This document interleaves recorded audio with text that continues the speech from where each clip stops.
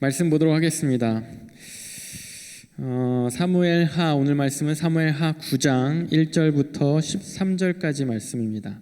사무엘하 9장 전체인데요. 1절부터 13절까지 전체 보도록 하겠습니다. 저랑 교독할게요. 제가 이거 바꿀게요. 죄송해요. 1절부터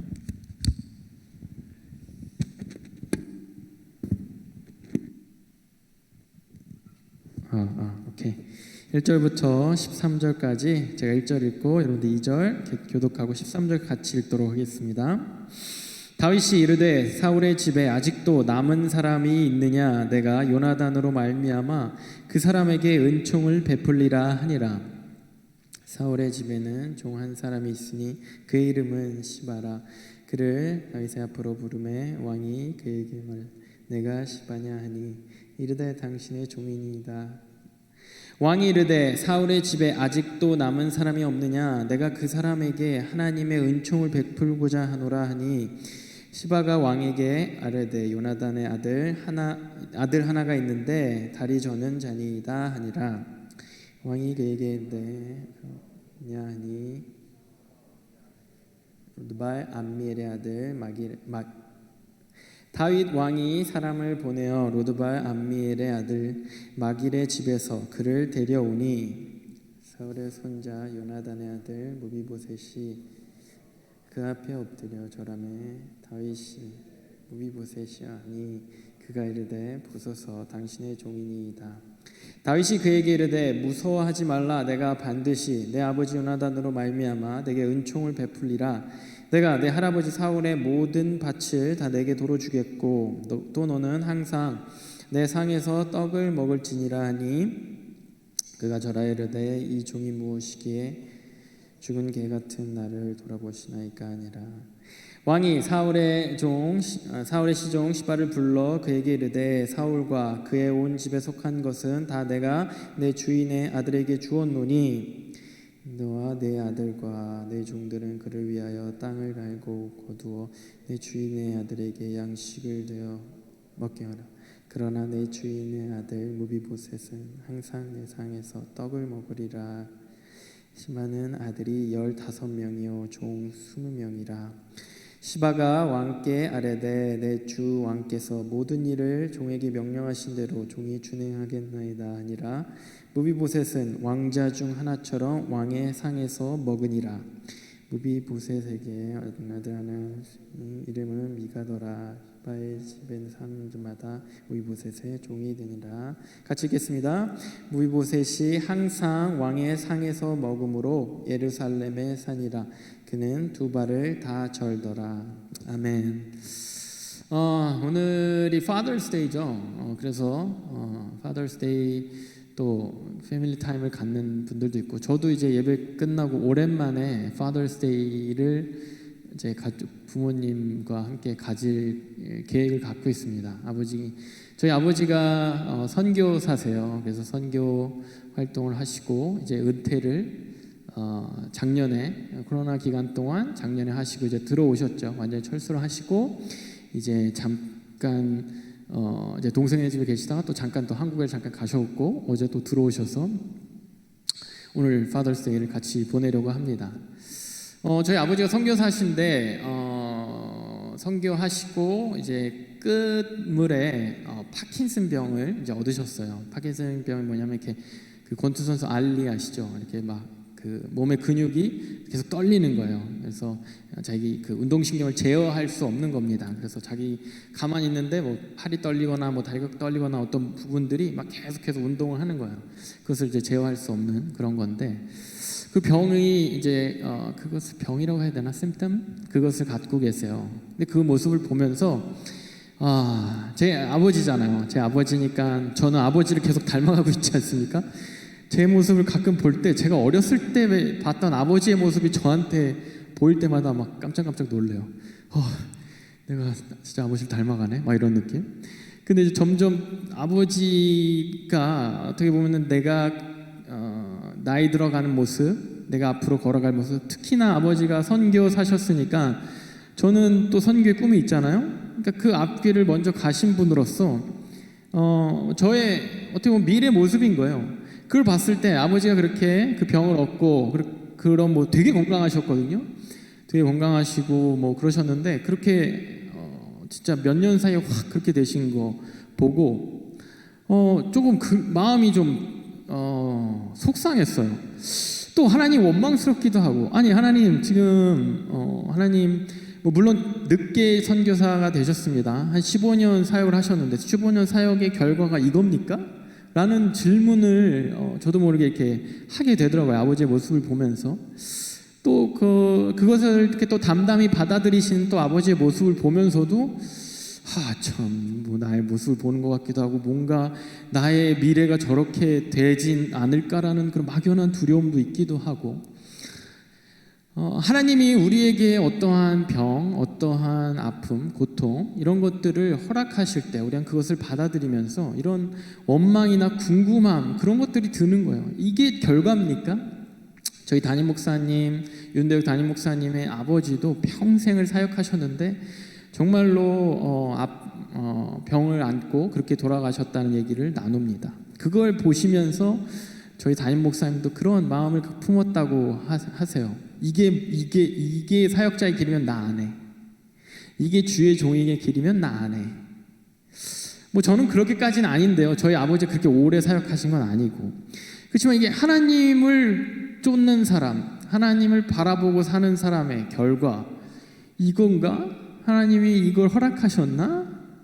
하나님 말씀을 뭐 듣고 하나님을 섬기며 사는 사람에게 복을 준다고 했는데 이거야? 라고 생각하는 그런 의문이 저도 모르게 들곤 했습니다. 이해할 수 없는 상황, 이해할 수 없는 고통, 여러분들 가운데서도 뭐 이렇게 겉으로 나눈 그러한 고통이 있는 사람도 있고, 아니면 남에게 나누지 못하는 아픔, 또 병, 또 나만이 갖고 있는 그 어떠한 것, 그런 것들이 있는 사람들이 분명히 있을 겁니다. 오늘 본문이 다윗과 무비보셋의 이야기예요. 다윗은 우리가 익숙하지만 무비보셋은 우리가 익숙하지 않을 수 있습니다. 무비보셋은 어찌됐건 본문에서 우리가 볼 수 있는 것이 절음발이에요. 무비보셋에 대한 설명이 사무엘하 4장에 나와 있습니다. 4장 4절에 사울의 아들 요나단에게 달이 저는 아들 하나가 있었으니 이름은 무비보셋이라. 전에 사울과 요나단이 죽은 소식이 이스라엘에서 올 때 그의 나이가 5살이었는데 그 유모가 안고 도망갈 때 급히 도망하다가 아이가 떨어져 절게 되었더라. 무비보셋에 대한 첫 소개가, 성경이 소개하는 첫 소개가 이거예요. 요나단의 아들이에요. 그런데 달이 저는 아들이에요. 태어나면서 달이 전 게 아니에요. 어떻게 되냐면 5살 때 어떤 상황인지 우리가 곧 알아보겠지만 어떤 상황인지 유모가 안고 도망가다가 사고가 나서 그때부터 다리를 절게 된, 불의의 사고로 다리를 절게 된, 평생 그렇게 장애를 안고 살아가는 사람이 어떤 무비보셋입니다. 오늘 다윗과 무비보셋의 이야기를 좀 보면서요, 다윗에게 투영된 하나님 모습을 좀 보기 원하고요, 무비보셋에게 투영된 우리의 모습, 우리가 갖고 있는 아픈 모습, 그것을 좀 보기 원하면서 하나님 어떻게 우리 회복하기 원하시는가, 하나님 어떻게 우리 회복하시는가를 좀 나누기 원합니다. 보듯이 무비보셋은 요나단의 아들이죠. 아버지가 요나단이고 사울이 할아버지입니다. 그죠? 사울 왕이 또 요나단이 죽어요. 다윗이 왕이 되기 전에 사울 왕이 적에게 이렇게 죽게 됩니다. 왕이 죽으면요, 나라가 혼란에 빠져요. 후계자가 딱 있으면 모르겠는데 후계자가 없는 상태에서 갑자기 왕이 죽으면 나라가 혼란에 빠집니다. 사울 왕이 죽고 자기 아버지도 요나단도 전사해서 죽고 애기가 남은 거예요. 뭐 기억이나 있었겠습니까? 5살인데 애가 남은 겁니다. 일단 벌써 뭐 고아가 된 거죠. 할아버지, 자기를 케어할 수 있는 할아버지, 아버지, 뭐 친족들이 죽은 거죠. 이 어지러운 상황에 왕이 죽고 새로운 누군가가 왕이 되려면요, 기존의 왕의 어떤 왕권, 어떤 계승할 만한 그 친족들이 다 죽게 돼요. 다 제거해야 자기가 왕이 될 수 있거든요. 왕이 비었다는 건 누구나 왕이 될 수 있는 상황인데, 왕이 되고 싶은 사람은 빨리 기존의 왕과 그 친족들, 뭐 친했던 사람들 빨리 제거해야 자기가 왕 되는 게 수월해지는 거예요. 그래서 자기 삼촌이 이스보셋, 자기 삼촌이 자기 부하들한테 죽는 그러한 사건도 벌어집니다. 그러니까 뭐 그나마 의지할 때라고는 자기 핏줄이라고는 삼촌 정도뿐이었을 텐데, 삼촌이 뭔가 힘을 얻나 싶었는데 그마저도 부하들한테, 적도 아니에요, 부하들한테 배신당해서 죽고, 상황이 그렇게 되니까 도망가야 되는 거예요. 도망가다가 급박했던지 어쨌든 하여튼 아이를 떨어뜨린 겁니다. 말은 했나? 어쨌든 이 어린 아이, 뭘 알겠어요. 떨군 거예요. 뭐 뛰지 못한 아이였겠죠. 떨군 거예요. 그런 아이가 다리를 부러질 정도로 너무나 상황이 급박하고 그렇게 목숨을 부지해야 되는 상황을 맞닥뜨린 거예요. 그 5살이라는 어린 나이에. 무비보셋은 스토리, 인생의 스토리는 이렇게 시작합니다. 여러분 가장 기억이 나는 가장 옛날 기억, 그때가 한 5살쯤 아닐까요? 4, 5살쯤. 그 기억의 시작이 이거예요. 유모가 날 떨어뜨려서 내 다리가 부러졌어. 그리고 뭐 치료가 안 됐던지 난 그때부터 절음발이가 되었어. 우리 친족들, 우리 할아버지, 아버지 다 죽었어. 우리 삼촌, 부하들한테 배신당해서 죽임당했어. 자신의 의지와는 상관없이, 무비보셋의 의지와는 상관없이 시작된 그의 인생은 이겁니다. 그냥 고아, 그리고 장애인.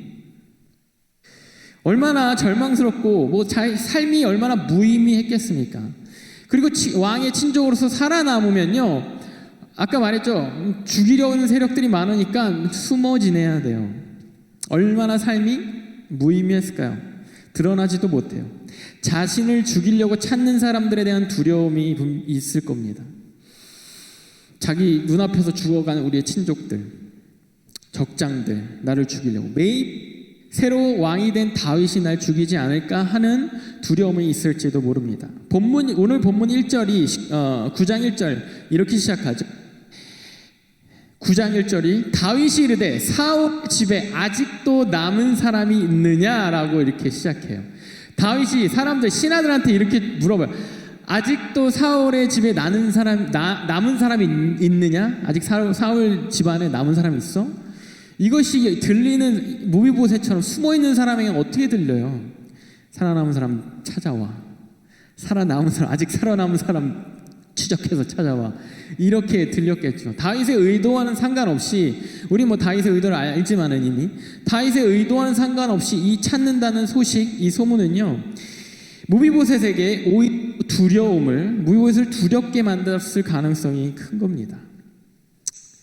사울에게, 자기 할아버지 사울에게 죽임을 당할 뻔한 다윗의 이야기, 너무나 이 이스라엘 전역이 아는 스토리고, 그 다윗이 왕이 된 그 현실, 그것이 현실이고, 이 무비보셋의 두려움, 다윗이 혹 행여나 날 죽일지도 모른다라는 이 두려움이요, 나중에 실제로 무비보셋이 다윗을 만나게 될 때 이렇게 표현됩니다. 자기가, 무비보셋이 이렇게 스스로를 표현해요. 사무엘하 본문 8절에 이렇게 표현해요. 그가 절하여 이르되, 다윗에게 절했겠죠. 이 종이 무엇이기에 왕께서 죽은 개 같은 나를 돌아보시나이까. 스스로를 종이라고 일단 하고, 무엇이기에 왕께서 죽은 개 같은 나를, 스스로를 죽은 개같이 표현해요. 이스라엘 그 문화도, 우리도 약간 강아지는 괜찮은데, 강아지는 되게 사랑받는데 개란 표현이 조금 부정적인 표현이잖아요. 이스라엘에서도 그렇게 표현됩니다.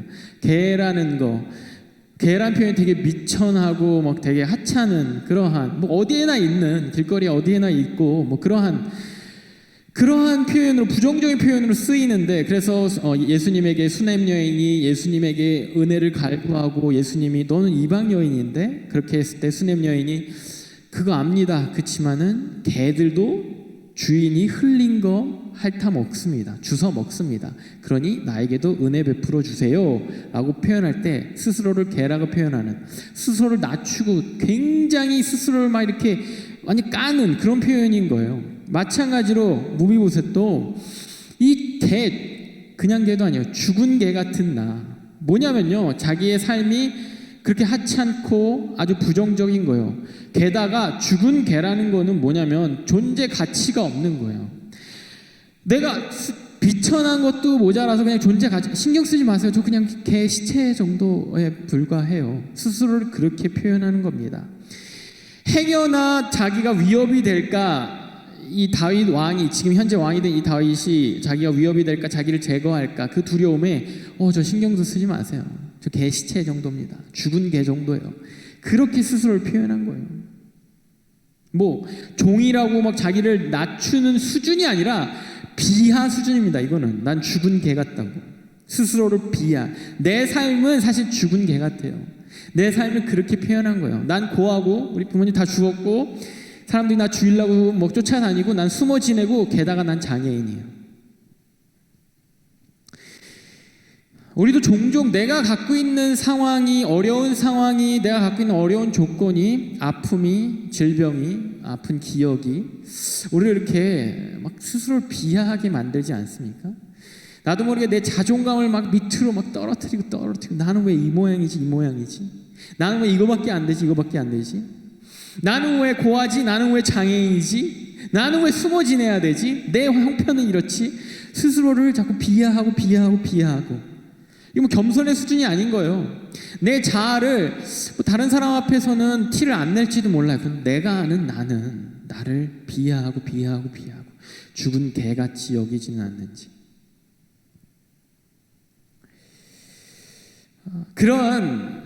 그렇게 살고 있었던, 죽은 개라고, 나 스스로를 난 죽은 개야라고 살고 있었던 모비보셋을 계속 다윗이 찾는 거예요. 아까 1절에 아직도 사울의 집안에 살아남은 사람 있느냐? 라고 물어봤잖아요. 본문 3절입니다. 사울이 또 똑같이 물어봐요. 왕이 이르되 사울의 집에 아직도 남은 사람이 없느냐? 아까 1절에 있느냐? 남은 사람 있어? 한 번 더 확인한 거야. 없느냐? 남은 사람 없느냐? 계속 추적하는 거예요. 근데 그 이유가 내가 그 사람에게 하나님의 은총을 베풀고자 하노라. 여러분, 우리가 그렇게 나를 스스로를 막 죽은 개처럼 스스로를 막 비하하고 나의 자아가 이렇게, 나의 자존감이 이렇게 낮아지고, 어떻게 보면 우리가 현대를 살면서 내 자존감을요 외부에서 깎는 게 아니라, 내 자아의 어떤 가치를 외부에서 평가하거나 깎는 게 아니라 때로 우리 스스로 깎아요. 내가 스스로 비교하고 난 이게 안 된다. 스스로 비교하고 난 이게 모자른다. 스스로 비교하고 내 외모는 이렇다. 스스로 비교하고 내 능력은 이렇다. 자꾸 내가 깎아요. 내 환경은 이렇다. 내 형편은 이렇다. 우리 가족은 이렇다. 나의 유학생활, 이민생활은 이렇다. 근데 하나님이 계속해서 거기에 대해서 비슷한 말이지만, 특히 이제 교회 생활하는 분들은 계속해서 하나님 찾아요. 계속해서 하나님 뭐 똑같은 말인데 너 어딨니? 막 이러면서 하나님이 계속 찾으세요. 나에게로 와. 나에게로 돌아와. 들리지도 않고 듣기도 싫은데 하나님 계속 귀찮게 해요. 계속 이렇게 하나님 가만히 안 두세요. 계속 찾아요. 너 거기 있니? 너 거기 없니? 너 거기 없는 거 맞아? 교회를 다니면서 그냥 편안하게 존재감 없이, 대형교회가, 특히 현대는 대형교회가 많아지면서 대형교회의 큰 장점 중 하나가 그거라고 하더라고요. 그걸 뭐 익명성. 내가 오든 가든 크게 사람들이 날 귀찮게 안 해. 여러분들 새신자점 몇 분인데, 새신자들이 제일 싫어하는 게 뭔지 알아요? 일어나서 환영하는 거. 반갑습니다. 이렇게 자리에서 일으켜 세워서 환영하는 거. 이게 너무 싫은 거예요. 익명성이 보장이 안 되면 너무 싫은 거예요. 그냥 조용히 신앙생활 하고 싶은데 하나님 계속 끄집어내. 어디 있니? 끄집어내. 왜? 하나님 우리에게 은총 베풀고 싶어 하신대요. 그런 말을 계속 듣는 거예요. 하나님 우리를 사랑하신대. 그런 말 듣는 거예요. 하나님 은혜 주고 싶어 하신대. 그런 말 계속 여보세요? 회복시키고 싶어 하신대. 그런 말 계속 듣는 거예요. 마이크가 회복되기를. 계속 그러는 거예요. 하나님이 뭐 이렇게 자꾸 주고 싶어 하시네. 괜찮다고. 난 그냥 적당한 위로만 받으면 되고, 적당히 내 삶을 유지하면 되는데, 더 나빠지지만 않으면 되는데 왜 자꾸 찾으시는지. 그럴 거면 진작에 나를 그렇게 두지 말지. 진작에 내가 고아되지 않게 두시지. 진작에 내가 장애인 안 되게 그렇게 두시지. 진작에 내 아픔, 내 병 주지 마시지. 고쳐주시지.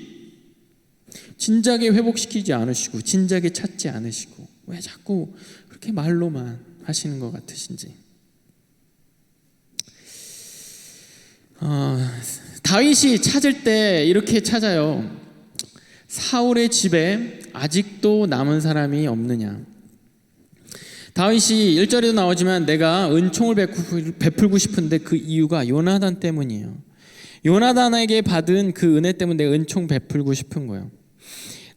나를 도와주었던 요나단 때문에 내가 그 복을 내리고 싶은 거예요. 그런데 이 사울의 집에 있는 사람을 찾고 있는 거예요. 뭐냐면요, 아직도 무비보셋이 사울의 집에 있는 거예요. 요나단의 아들인데 요나단의 아들의 모습이 아니라 사울의 집에, 사울의 손자, 사울의 가문, 사울스러운 그러한 마음의 태도를 갖고 있는 거예요. 내가 사울의 손자니까 다윗이 나 죽이겠지, 다윗이 나의 위협이 되겠지. 그러니까 다윗 앞에 가니까 나는 종이고 죽은 개 같습니다. 뭐 은총 필요 없어요. 살려만 주세요. 아직도 사울의 아이덴티티를 갖고 있는 거예요. 요나단의 아들로서 요나단 다윗에게 은혜를 베푼, 다윗과 사랑하는 그런 관계였던, 다윗과 그런 뜨거운 우정의 관계였던 그 요나단의 아들로서 다윗의 찾음을 대한 게 아니라 사울의 아들로서 숨어 있는 거예요. 사울의 가문으로서 손자로서 숨어 있는 거예요. 우리가 아직 하나님 예수 그리스도의 아들이 아니라 아직 세상의 아들로서, 세상의 사람으로서 숨어 있는 거예요. 뭐 세상과 이렇게 교회를 이렇게 이분하는 게 아닙니다. 우리 아이덴티티를 그렇게 우리 스스로 잡고 있는 거예요. 요나단의 아들인데, 예수 그리스도의 아들인데 우리는 아직 세상의 아들로서, 세상의 집안으로서 그렇게 숨어 있는 거예요. 그러면서 하나님을 원망하고, 그러면서 다윗을 피하듯이 하나님을 피해서 도망가고 있는, 숨어 있는, 나만의 방식대로 살고 있는. 베드로후서 3장에 이런 말이 있습니다.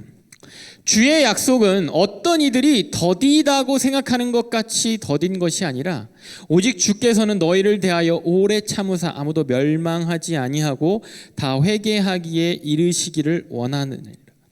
하나님의 뜻은요, 이거예요. 아무도 멸망하지 않고 다 회개하기에 이르기를 원하느니라. 이게 뭐냐면, 다시 말하면 아까 다윗이 말한 은총 주기 원한다는 거예요. 하나님의 뜻은 아무도 은총 못 받기를 원하지 않는 거예요. 그러니까 모두에게 우리에게 은총 주기를 원하시는 거예요. 그런데 그 타임이 있는 거예요. 그 은총을 받기 위해 우리가 회개하고 우리가 하나님께로 돌아오기, 사울의 집에서 나와서 요나단의 아들로서 돌아오기를 원하시는 거예요. 기다리시는 거예요. 그러니까 우리 입장에서는요, 자꾸 더디다고 생각되는 거예요. 아니 뭐 회복 주신다는데, 고쳐 주신다는데 왜 내 삶에 변화가 없지? 사울의 집에 누가 있느냐 자꾸 찾으시는데, 나를 찾으시는데 왜 내 삶에 이렇게 변화가 없지? 극적인 변화가 없지? 왜 이렇게 더디지? 내 삶의 변화는 왜 이렇게 더디지? 하나님의 때가 있는 거예요. 하나님이 나의 삶 가운데 나를 고치시고 변화시키고 나에게 더 큰 온전한 은혜를 주시기 위해서 그것을 기다리시는데, 참으시는데, 나에 대해서 심지어 참으시고 계신데 내가 보기에는 더딘 거예요. 내 삶의 그 고통은 계속해서 오랫동안 나를 괴롭히는 거예요.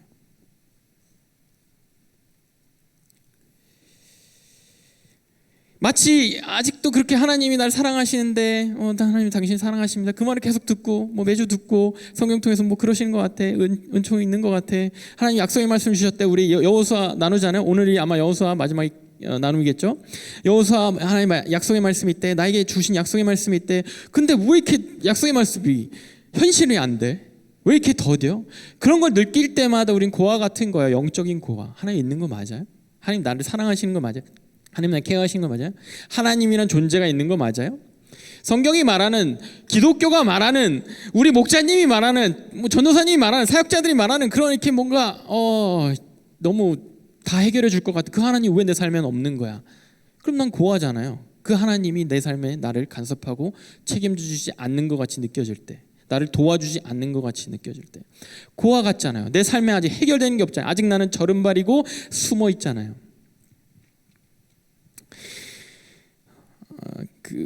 시네라 씨 아세요? 차인표 시네라 씨. 시네라 씨가 고아를 이렇게 입양해서 키우시더라고요. 뭐 TV에도 이렇게 나오시는 그 뭐 짤이라고 하네. 이렇게 짧은 영상을 이렇게 봤는데, 자녀들이 고아였다가 입양된 자녀들이 이게 나이가 이제 좀 들고 이제 생각이 뭐랄까요?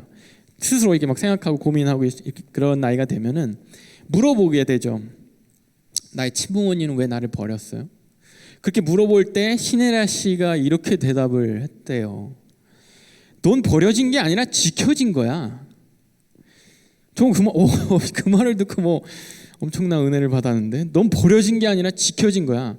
너희 부모님은 그냥 너를 지워버릴 수도 있었어. 친부모 어떤 이유에서건 너를 버렸다고 생각한, 어떻게 너를 입양 보냈을 정도면 지울 수도 있었고 진짜로 이 세상에 존재하지 않게 할 수도 있었는데, 그러지 않고 끝까지 널 살리려고 지켜서 입양이라도 보낸 거야. 이게 그 아이에게 줄 난 지켜진 거구나. 우리가 하나님, 이 무비보셋이 하나님에 대해서 원망이 들고, 나는 아직 장애인이고 나의 삶은 아직 이렇고 나는 도망자이고 나는 숨어 지내야 되고, 아직도 심지어 다윗이 나를 찾고 있고, 왠지 모르지만 다윗이 찾고 있고, 이럴 때 기억해야 될 것은요, 무비보셋이 어떻게 여기까지 왔는지 기억해야 될 것은, 다시 그 삶을 추적해 봤을 때, 다시 아까 봤던 무비보셋이 처음 등장했던 사무엘하 4장 다시 보겠습니다. 4장 4절에 사울의 아들 요나단에게 다리 저린 하나가 있었으니 무비보셋이라. 요나단이 죽은 소식이 이스라엘에서 올 때 그의 나이가 5살이었는데 그 유모가 안고 도망할 때 급히 도망하다가 아이가 떨어져 절개되었더라. 여러분, 유모가 아이를 안고 도망갔다는 건 뭐예요? 부모님 이미 죽었을 겁니다. 뭐 이 난리통에 뭐 서로 배신하고 왕족들 다 죽이고 이러는데, 유모가 그 아이를 안고 살리려고 도망간 거예요. 유모가 이 아이를 자기가 키우던 그 갓난아이, 5살짜리 뭐 갓난아이는 아니겠습니다만은 그 어린아이를 들고 뛰어야 될 정도로 긴박했던 거예요. 그 아이의 생명을 살리려고 가다가 놓치는 사건이 일어날 정도로 굉장히 긴박하고 굉장히 위험했던 겁니다. 그 안에서 아이를 살려낸 거예요. 이 무비보셋을. 이 아이는요, 유모잖아요. 자기 위험해요. 유모는 진짜 하찮은 존재입니다. 왕실에서, 왕족에서. 왕비가 아니에요. 엄마가 아니에요. 유모예요. 그냥 데려다 키우는 유모일 뿐이에요. 근데 이 아이를 유모가 들고 뛴 거예요. 유모가 이 아이를 무비보셋을 살린 겁니다. 유모에 의해서 살려진 이 무비보셋이 시간이 지나고 오늘 본문 3절과 5절에 왕이 이르되, 다윗이 찾잖아요. 다윗이 사울의 집에 아무도 남은 사람이 없느냐, 하나님 은총을 베풀고자 하노라라는 소식이 또 다른 시바라는 사람, 이게 발음이 시바라는 사람, 이 사람한테 들린 거예요. 무비보셋은 아직 숨어 있어요. 다윗이 찾고 있다는 그 소식만 듣고 아직 나오지도 못하고 있어요. 사울의 손자로서 무서워서 두려워서 떨고 있어요. 그 소식을 들은 시바가 왕한테 나가는 거예요. 자기 또 목숨 걸고. 시바도 사울의 종이었어요. 사울의 집안이었어요. 자기 목숨 걸고 나간 거예요. 혹 다윗이 그렇게 유인해서 다 사울의 집안 사람들 다 제거하면 어떡해. 무비보셋은 그래서 안 나가고 있는데 시바가 나오는 거예요. 요나단의 아들이 지금 살아 있습니다. 다리 저는 그 아들이 지금 살아 있습니다. 유모가 살린 그 무비보셋, 또 다른 사울의 종, 그 집안의 어떤 종이 다시 이 무비보셋을 끄집어내는 거예요. 다시 다윗에게로 인도하는 거예요. 그리고 다윗이 사람을 보내요. 로드발 암미엘 아들 마길의 집에서 그를 데려오니. 이 이제 다윗이 거기에서 로드발에 가서 데려온다는 거예요. 로드발은 어디냐면요, 이 지역은 어디냐면 여기 요단강이 있잖아요. 요단강이 여기 있다고 칩시다. 그러면은 이쪽이 예루살렘이에요. 그리고 강을 건너서 이쪽에 있는 지역이에요. 그러니까 최대한 강 건너 이 예루살렘 왕이 있는, 다윗 왕이 있는 이 왕궁에서 멀리 떨어진 곳에 지금 숨어 있던 거예요. 그 숨어 있는 무비보셋을 살리고 은총 주려고, 은혜 주려고, 회복시키려고 끄집어내고 있는 겁니다. 유모가 목숨을 살려줬어요. 완전히 죽은 개같이 살아야 되는 그 무비보셋을 시바를 통해서 시바가 알려줬어요. 인도했어요. 그리고 다윗이 끄집어내서 결국 이 먼 곳에서 도망가 있는 곳에서 강 건너에서 다시 예루살렘으로 데리고 옵니다. 그곳에서 찾아진 거예요. 이 말하는 메인스트림에서 이 왕궁이 있는 이 수도 예루살렘에서 멀리 떨어진 그곳에서 찾아낸 거예요. 그곳에서 숨어있는 자를 끄집어내는 겁니다. 이 무비보셋은요, 버려지고 고아가 된 게 아니라 하나님이 이때까지 살려내시기 위해서 살려내시고 지켜내신 겁니다.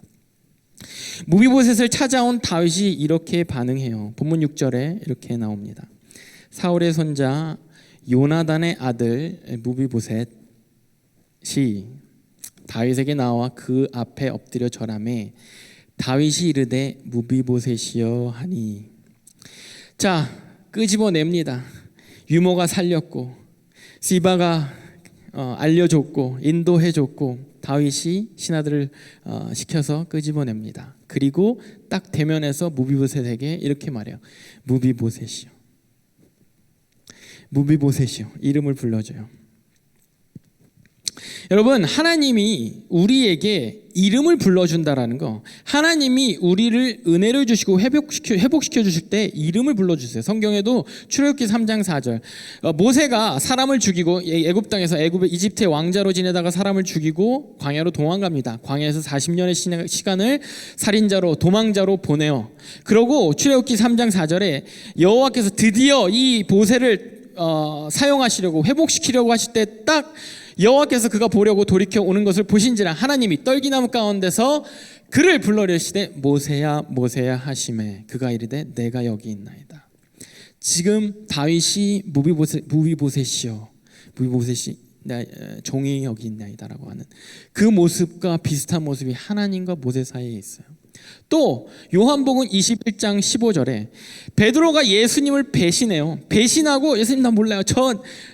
막 이렇게 저주해요. 저 XX 같은 사람 난 알지도 못해요 하고 유대인들 앞에서 두려우니까 저주하고 떠납니다. 그 좌절되어 있는 그 베드로를 다시 회복시키려고 예수님이 와요. 예수님이 부활하신 후에 베드로를 다시 찾아오십니다. 21장 요한복음 21장 15절에 그들이 조반 먹은 후에 아침을 차려주세요. 예수께서 시몬 베드로에게 이르시되 요한의 아들 시몬아 내가 이 사람들보다 나를 더 사랑하느냐. 다시 이름을 불러주시고 다시 그 관계를 다시 회복시켜주세요. 절망 가운데 완전히 영적으로 나락 가운데 있는 예수님 배신자로서 어제는 수치자였는데 오늘은 완전 배신자로서 나라고 떨어져 있는 그 베드로에게 이름을 불러주시면서 회복을 시작하십니다. 마찬가지예요. 다윗이 무비보셋이여라고 불러주는 데서 회복이 일어납니다. 사실 이 무비보셋의 이름은요 본명이 아니라 역대상 8장 34절에 보면은 이 이름이 요나단의 아들은 무리바알은 미가를 낳았고 이 무비보셋의 본명은 아마 태어났을 때 지어졌던 아마 사울을 통해서 지어졌던 본명은 왕인 사울을 통해서 지어졌던 본명은 무리바알입니다. 뭐냐면 바알 신의 영웅. 사울은 막 하나님 섬겼다가 이제 점점 시간이 갈수록 하나님을 떠나고 이방신 들여오고 미갈의 방에도 우상이 있었다 그랬잖아요. 그럼 바울의 그때의 유행하는 그런 그 신의 힘세 보이는 그 신의 이름을 따다가 너 영웅이 될 자야 무리바알 바알의 영웅 이렇게 이름을 지어줘요. 그런데 그 이름이 바뀌어집니다. 계명되어져. 요나단에 의해서 계명되어졌는지 아니면 다윗에 의해서 계명되어졌는지 무비보셋이여라고 이름이 바뀝니다. 무비보셋은 수치를 없애는 자예요. 수치를 이제 제거하는 자입니다. 부끄러움을 이제 제거하는 자예요. 부끄러움을 이제 지우는 자입니다. 이제는 수치가 끝날 거야. 수치를 네가 제거할 거야. 너 삶의 수치가 부끄러움이 이제 없을 거야. 괴로움이 이제 없을 거야. 괴로움이 회복될 거야라는 이름을 불러줘요. 본문 7절입니다. 다윗이 그에게 이르되 무서워하지 말라. 내가 반드시 내 아버지 요나단으로 말미암아 내게 은총을 베풀리라. 내가 네 할아버지 사울의 모든 밭을 내게 도로 주겠고 또 너는 항상 내 상에서 떡을 먹을지니라 하니. 이름을 부르면서 이 아이덴티티를 이름을 부르면서 무비보셋이요, 이제 부끄러움이 끝날 거야. 너 아픔, 너 수치, 너의 그 숨어 사는 그 삶, 두려워하지 마. 이제는 더 이상 두려워하지 말고 요나단이 나에게 했던 그거, 요나단으로 인해서 내가 너에게 은총을 줄 거야. 끝나는 게 아니라 너에게 사울이 갖고 있었던 땅, 사울이 경작했던 땅, 그리고 더군다나 나와 함께 겸상하는, 나와 함께 왕과 함께 왕자들과 함께 같은 상에서 밥을 먹을 거야. 식사를 할 거야. 마치 우리가 요나단의 통해 은총을 받는 이 무비보셋은 마치 우리가 예수 그리스도 때문에 하나님의 은혜를 받고, 예수 그리스도 때문에 우리가 더 이상 하나님을 두려워하지 않고, 로마서 8장 15절에는요 예수 그리스도 때문에 이렇게 돼 있어요. 우리의 아이덴티티가 너희는 다시 무서워하는 종의 영을 받지 아니하고 양자의 영을 받았으므로 우리가 아빠 아버지라고 부르짖느니라. 로마서가 말하는 예수 그리스도 때문에 우리가 바뀐 그러한 정체성이 뭐냐면, 두려워하는 존재가, 하나님을 두려워하는 존재가 아니라 하나님한테 아빠 아버지라고 부를 수 있는 존재라고 말하고 있는 거예요. 마찬가지로 이 요나단 때문에 이 무비보셋이 더 이상 다윗을 두려워하고 쫓겨나는, 숨어 있고 다윗을 두려워해서 막 죽임당할 것 같은 그러한 공포에 사로잡혀 있는 것이 아니라 나랑 같이 겸상하는, 내 진짜 아들과 양자처럼 나와 같이 겸상하는, 같은 곳에서 먹는 아들의 아이덴티티와 같은 그런 정체성의 회복. 여러분, 우리 삶의 회복은요 어떠한 조건의 회복이 아니라 정체성의 회복에서 시작돼요. 그렇기 때문에 하나님이 이름을 불러주시는 거야. 모세야, 모세야. 모세는 건진 자야. 모세야, 모세야, 내가 너 건진 자야. 시몬 베드로야, 너 반석이야. 불러주시는 거야. 무리빨 아니고 무비보셋아. 부끄러움이 끝나고 부끄러움이 이제 지워지는. 우리의 정체성은요, 우리 회복은 정체성의 회복에서 시작되는 거예요. 너는 이제 무서워하는 사람이 아니라, 나를 무서워할 자가 아니라, 너의 죄 때문에, 너가 갖고 있는 존재 때문에 나를 불평하는 자가 아니라 나에게 아빠라고 부르짖을 수 있는 사람.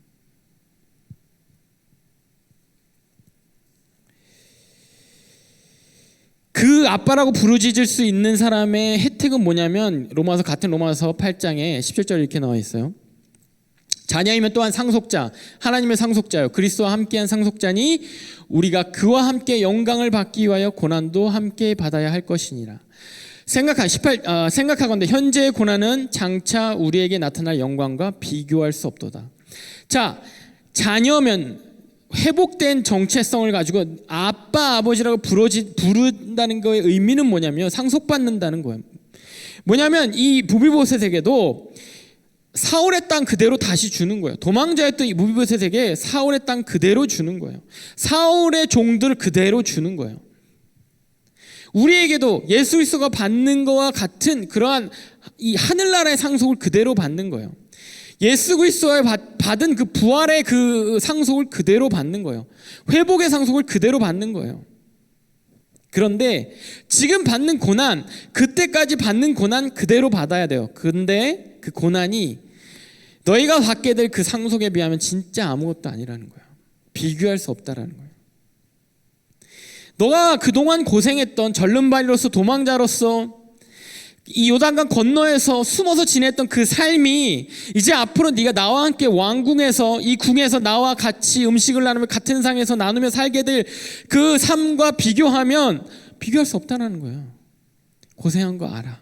어떠한 이유에서 하나님이 우리에게 풀리 뭔가를 선물을 주시기 위해, 우리 회복을 주시기 위해, 축복을 주시기 위해, 은총을 주시기 위해, 우리에게 풀리 하나님의 그 은혜를 주시기 위해 기다리셨는데, 참으셨는데, 언젠가 우리가 준비가 되고 회개가 되고 언젠가 우리가 하나님의 은총을 받을 만할 때 그걸 우리를 회복시켜 주시면, 그 하나님과 함께 식사를 나누며 같은 자리에서 하나님이 주신 하나님의 왕국의 그 상속을 받는 그 영광, 그 기쁨, 그 행복은 그 고생들하고 비교가 안 된다는 거예요.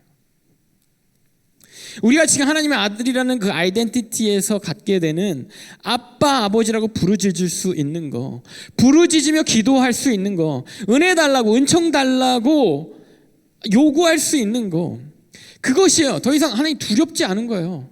내가 이렇게 기도하면 하나님 뭔가 마음에 안 들어 하지 않을까? 내가 이렇게 기도하면 너무 내 욕심대로 기도하는 게 아닐까? 내가 이런 것까지 하나님한테 기도하면 조금 뭔가 격에 어긋나는 게 아닐까? 아니에요. 아빠, 아버지라고 다 부르짖고 기도할 수 있는 거예요. 물론 그 응답은 하나님에게 달려 있겠죠. 그 때가 있으니까. 하나님은 나에게 온전한 걸 주시기 원하시니까 때가 있는 거예요. 기다려야 될 때도 있는 거예요. 고난을 견뎌야 될 때도 있는 거예요. 그렇지만 내가 하나님한테 아빠, 아버지처럼 애가 아빠한테 막 해달라고 떼쓰는 것처럼 떼쓸 수 있는 거예요. 그게 우리 정체성이 회복되면서 변화되면서 우리가 갖게 되는 첫 번째 회복, 가장 중요한 회복인 거예요. 부르짖으며 기도하고 은총 달라고 매달리고 애쓸 수 있는 거, 그렇기 때문에 우리가 기도하는 거예요. 그것이 지금 받는, 그러면서 하나님이 주신 종국에 우리에게, 결국에 우리에게 주실 그 회복, 은혜, 그것은 지금 받는, 지금 내가 갖고 있는 아픔, 이거와 비교할 수 없는 그 기쁨이라는, 그 행복이라는 것을 소망할 수 있는 거, 이것이 우리가 갖게 되는 회복의 중요한 요소입니다. 예레미야 30장에 이렇게 나와 있어요. 17절에 여호와의 말씀이니라. 그들이 쫓겨난 자라 하매 시온을 찾는 자가 없은즉 내가 너의 상처로부터 새살이 돋아나게 하여 너를 고쳐주리라. 여호와가 지금 비참하게 나라가 짓밟히고 사람들이 바벨론에게 막 약탈당하고 죽고 쑥대밭이 돼 있는 그 나라에게, 이스라엘 백성에게 사람들이, 야, 하나님 너 버렸어. 하나님한테 쫓겨난 백성이야. 너네 버림받은 고아 같은 백성이야. 사람들이 찾지도 않아요. 비웃어요. 그 이스라엘에게. 하나님 백성이라면 이게 뭐야? 하나님 살아계신 거 맞아? 하나님 살아계셨으면 아마 넌 쫓겨난 걸걸? 하나님 살아계셨으면 넌 고할걸? 이라고 하는 그 사람들에게 여호와의 말씀입니다. 내가 너의 상처로부터 새살이 돋아나게 하여 너를 고쳐주리라 하는 약속을 주시는 거예요. 지금 완전히 폐허가 되어 있는 그 이스라엘 땅에, 그 백성들에게 하나님이 회복을 약속하시는 거예요. 아빠 하나님이, 아버지 하나님이. 그때가 되면 새 살이 돋아날 거라는 거예요. 옛 것이 다 지나가고 새로운 살이 돋아날 거예요. 새로운 회복이 옛 것보다 더 비교할 수 없는 건강한 살이 돋아날 것이라는 거예요.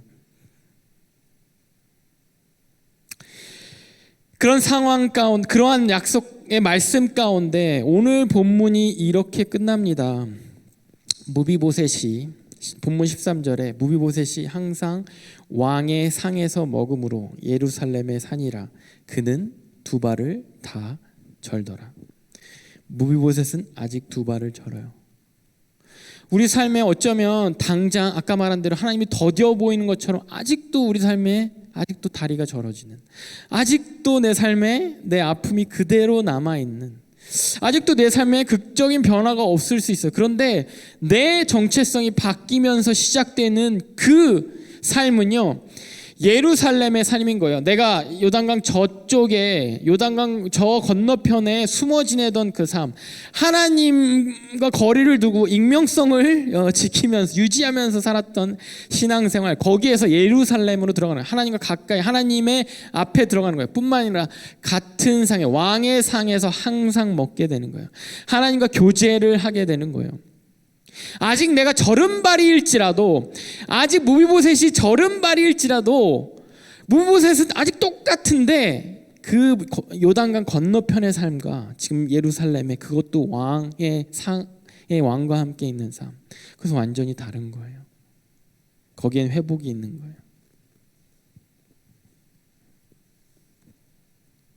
더 큰 회복을 요한계시록에서 이렇게 약속하십니다. 21장 4절에 모든 눈물을 그 눈에서 닦아주시니 다시는 사망이 없고 애통하는 것이나 곡하는 것이나 아픈 것이 다시 있지 아니하리라. 처음 것들이 다 지나갔습니다.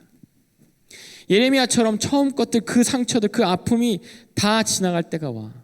예전 것이 다 지나가고 새 살이 돋고, 아픈 것이 다, 내가 아픈 것 다 없애고, 너의 인생에 곡하는, 부모님이 죽고 고아같이 되어서 곡하는 거 다 없어질 것이고, 슬퍼서 애통하는 거 그거 없을 것이고, 무엇보다 네 삶에 있는 그 눈물 내가 지워줄 건데, 닦아줄 건데, 그걸 내가 해줄 것을, 그 약속을 네가 바라보면서 붙잡으면서 기다리기만 하면, 나와 함께 예루살렘에 와서 나와 함께 한 상에서 같이 식사를 하며 누리기만 하면, 그때가 되면 지금 네가 갖고 있는 그 절름발이의 삶과 비교할 수 없는 그 회복이 너에게 주어질 거야.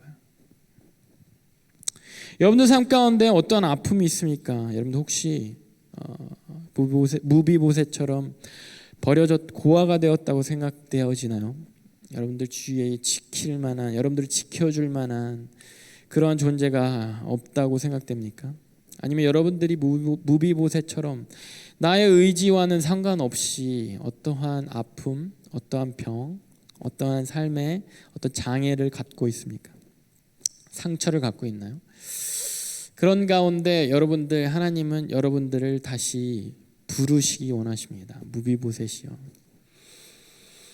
다시 아픔을 없애는 자로 부르시기 원하십니다. 그리고 여러분들 정체성을 회복하기 원하세요. 거기 있을 네가 아니야. 요단강 건너편에서 그렇게 익명을 가지고 숨어서 신앙생활할 네가 아니야. 나와 함께 예루살렘으로 와서 나와 함께 한 상에서 먹을 예수 그리스도 때문에 은혜를 받을, 예수 그리스도와 같은 양자의 영을 받은, 상속자의 영을 받은, 상속자의 자격을 받은 너야. 나와 함께 한 상에서 함께 교제하며 그렇게 나 회복을 나와 함께 이루어가지 않겠니라고 부르십니다. 아직 여러분들의 삶에 신앙생활을 하면서 신앙이 막 성장하고 있음에도 불구하고 예루살렘에 들어온 것 같은데, 하나님과 같은 상에서 먹는 것 같은데, 그런데 아직 나는 절음발이 같은데, 아니요, 그거를 더 이상 집중하지 말고 여러분들 삶 가운데 하나님께서 약속하신 3살, 하나님께서 약속하신 그 이전 것인 지나간, 이전의 곡함과 이전의 애통함과 이전의 아픔과 이전의 병이 다 지나간, 하나님이 눈물을 닦아주신 그 하나님의 그 약속, 그것을 여러분들이 바라보며 그것을 기억하며 계속해서 아빠 아버지에게 여러분들 아픈 거, 여러분들이 원하는 것들을 겁없이 부르짖을 수 있는 여러분 모두가 되기를 소원하겠습니다. 찬양팀 나와주시고요.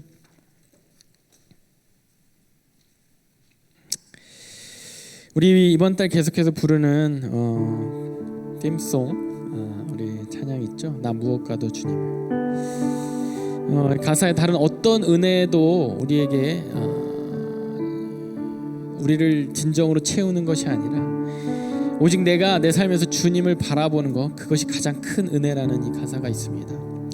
우리는 아빠 아버지에게 뭐 원하는 거 다 부르짖을 수 있어요. 다 말하세요. 다 기도할 수 있어요. 그런데 결국에 가장 크게 우리를 회복시키시고 우리를 붙잡는 거는 하나님의 얼굴을 바라볼 수 있고 같은 상에서 하나님과 함께 교제할 수 있는 그것입니다.